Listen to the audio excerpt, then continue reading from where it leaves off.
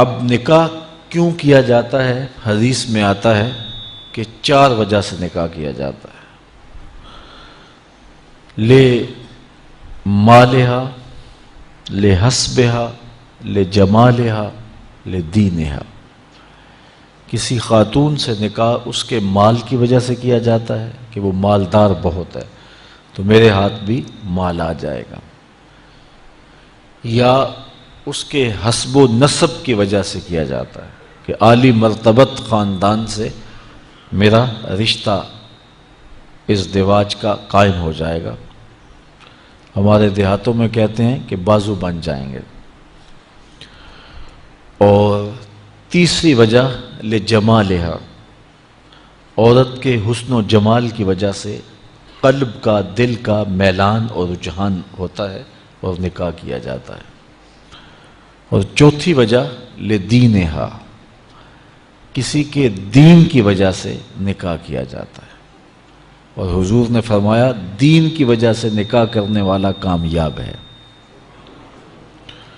یہودی عموماً مال کی وجہ سے نکاح کرتے ہیں، عیسائی حسن و جمال کی وجہ سے نکاح کرتے ہیں، اور مصطفیٰ کے غلام دین کی وجہ سے نکاح کرتے ہیں۔ حضور نے ارشاد فرمایا جب تمہیں کوئی پیغام نکاح بھیجے اور تمہیں اس کا دین اور اس کے اخلاق پسند ہوں تو پھر انکار نہ کرو، نکاح کر دو۔ تو نکاح کا سبب دین ہے، چونکہ جس سے آپ نکاح کر رہے ہیں اس نے صرف آپ کی بیوی ہی نہیں بننا، کل تمہارے بچوں کی ماں بھی بننا ہے۔ ابو الاسود الدؤلی، یہ بہت بڑا عرب کا شاعر ہوا ہے، ایک دن اپنے بچوں سے کہنے لگا کہ میں نے تمہارے اوپر احسان کیا ہے، تمہارے پیدا ہونے سے قبل اور تمہارے پیدا ہونے کے بعد۔ تو بچوں نے کہا کہ ہمارے پیدا ہونے کے بعد آپ نے ہمارے اوپر جو احسانات کیے ہیں وہ تو سمجھ میں آتے ہیں، لیکن ہمارے پیدا ہونے سے پہلے آپ نے ہمارے اوپر کون سے احسانات کیے ہیں؟ تو ابو الاسود الدؤلی کہنے لگا کہ میں جب اپنے لیے نکاح کے لیے خاتون تلاش کرنے لگا تو میں ایک شاعر ہوں، تو میری طبع میں یہ تھا کہ میں خوبصورت خاتون سے نکاح کروں، لیکن میں نے پھر یہ سوچا کہ میں اپنی خواہش کو مقدم نہ رکھوں، میں اس خاتون کو تلاش کروں جو کل میرے بچوں کی اچھی ماں بن سکے۔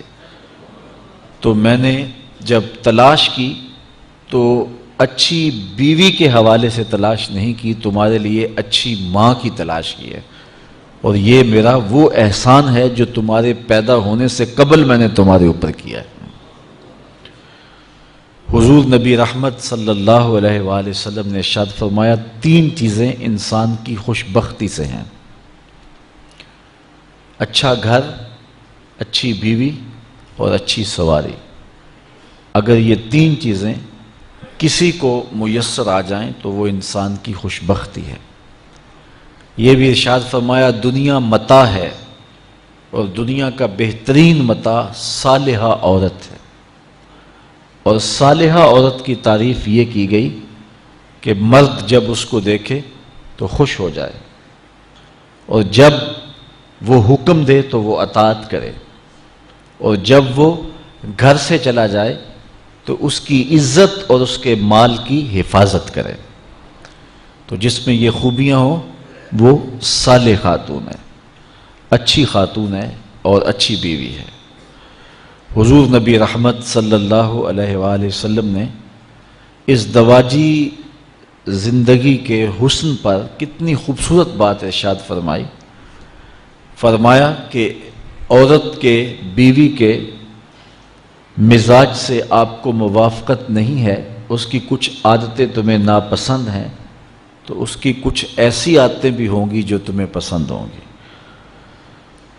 تو ادھر بیوی کو یہ ارشاد کیا کہ اگر اللہ کے علاوہ کسی کو سجدہ جائز ہوتا تو میں خاتون کو حکم دیتا کہ وہ اپنے شوہر کو سجدہ کیا کرے۔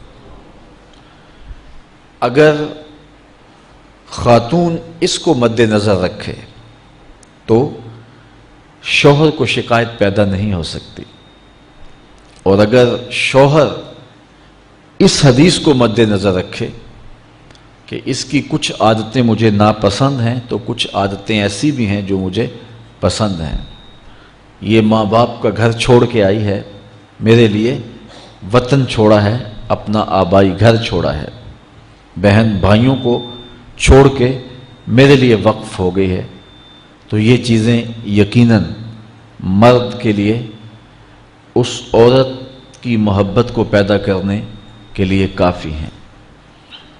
حضور نبی رحمت صلی اللہ علیہ وآلہ وسلم نے یہ بھی ارشاد فرمایا کہ جب کوئی شخص نکاح کرتا ہے تو شیطان واویلا کرتا ہے کہ اس نے اپنے آپ کو مجھ سے بچا لیا، چونکہ شیطان کا بہت بڑا جال یہ ہے کہ وہ ریشمی جال پھینک کے انسانوں کو پھانستا ہے، تو جب کوئی نکاح کرتا ہے تو وہ پریشان ہو جاتا ہے۔ اور ایک حدیث میں یہ بھی ارشاد فرمایا گیا کہ جب کوئی شخص نکاح کرتا ہے اس کے آدھے دین کی حفاظت اللہ نے کر دی، اور باقی آدھے دین کے بارے وہ اللہ سے ڈرے۔ نکاح ایک عہد ہے، ایک پیمان ہے جو زندگی گزارنے کا زوجین کے درمیان ہوتا ہے، اور شریعت اسلامیہ میں النکاح ینعقد بالایجاب والقبول لفظاً بحضور الشاہدین بالغین عاقلین حرین مسلمین، دو عاقل بالغ مرد، آزاد مرد، یا ایک مرد اور دو مردوں کی موجودگی میں ایجاب اور قبول کا نام نکاح ہے۔ اور اس نکاح میں مہر مقرر کیا جائے، اور وہ مہر مرد کی حیثیت کے مطابق ہو۔ ہم شادی میں لاکھوں روپے خرچ کرتے ہیں، لیکن جب مہر کی باری آتی ہے تو اس وقت ہمیں 32 روپے اور 10 آنے یاد ہوتے ہیں، جبکہ اتنے پیسے تو بچہ بھی نہیں لیتا۔ اور یہ مہر حق بدہ ہے، یہ عورت کا حق ہے، تو یہ کشادگی کے ساتھ حق مہر پیش کرنا چاہیے، اور عورت کا حق ہے۔ دو گواہوں کا موجود ہونا، اور پھر نکاح اعلانیہ ہونا چاہیے۔ حضور نے ارشاد فرمایا اعلنوا ھذا النکاح واجعلوہ فی المساجد، کہ نکاح کا اعلان کرو اور اسے مسجدوں میں منعقد کرو۔ نکاح کے اعلان کے جو مقاصد ہیں وہ بچہ بچہ جانتا ہے، تاکہ جب زوجین چلیں گے آئیں گے کہیں بیٹھیں گے تو لوگوں کو پتہ ہوگا کہ ان کا نکاح ہوا ہے، کوئی شک کی نظر سے نہیں دیکھ سکے گا۔ اور دوسرا ارشاد فرمایا اس کو مسجدوں کے اندر منعقد کرو، اور پہلے نکاح مساجد میں ہی ہوا کرتے تھے، لیکن پھر جوں جوں مرور زمانہ کے ساتھ تبدیلیاں آئیں تو ایک تبدیلی یہ بھی آئی کہ نکاح مسجدوں میں نہ ہونے لگے۔ عیسائیوں میں آج بھی جوڑا گرجا گھر میں جاتا ہے، اور پادری کو ان کے پاس نہیں آنا پڑتا، بلکہ وہ وہاں جا کر کے عبادت خانے کے اندر اپنے گرجا گھر کے اندر جا کے نکاح کرواتے ہیں۔ تو آج بھی نکاح کی برکتیں حاصل کرنے کے لیے ہم اس کو مساجد کے اندر منعقد کرنے کا جو شرعی حکم ہے اس کی پابندی کریں تو نکاح کے اندر بہت ساری خیر و برکت پیدا ہوگی۔ آسان نکاح فرمایا گیا ہے وہ ہے جس کے اندر اخراجات بہت کم آئیں۔ ہم نے نکاح کو مشکل بنا لیا ہوا ہے، اور اس کے ساتھ اتنے لوازمات پیدا کر دیے گئے ہیں کہ اس زمانے کے اندر بدی آسان ہو گئی ہے اور نکاح مشکل ہو گیا ہے۔ حضور علیہ السلام کے زمانے میں ایسا نہیں ہوتا تھا۔ سیدہ طیبہ طاہرہ سیدہ فاطمہ الزہرا رضی اللہ تعالی عنہا کا نکاح دیکھیے اور ان کو جو جہیز حضور نے دیا ہے اس کو دیکھیے اور زندگی کو سہل بنانے کی کوشش کیجیے۔